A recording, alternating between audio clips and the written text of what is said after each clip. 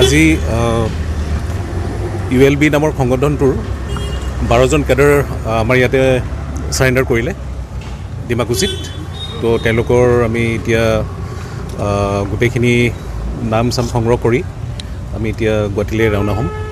তো আমি ফাৰ্ডাৰ আমি হেৰি অৰ্ডাৰ কাৰণে আমি ৰখি আছোঁ আৰু তেওঁলোকৰ লগত এটা হেণ্ড গ্ৰেনেড জমা দিছে আমাৰ ওচৰত।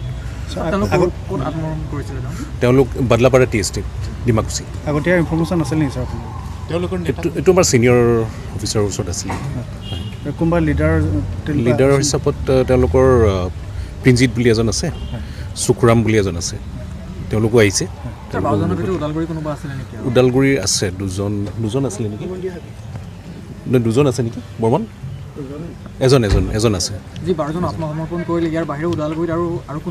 এতিয়া আমি সোধপোছ কৰিম তেওঁলোকক তাতে। তো সদ্যহতে তেওঁলোকে গোটেইখিনি অহা বুলি কৈছে আৰু কোনো নাই বুলি কৈছে। গোটেইখিনি অহা বুলি কৈছে।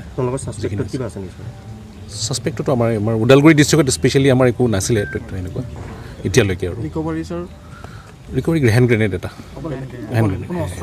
অস্ত্ৰ জমা দিয়া নাই তেওঁলোকে এনেকুৱা একো।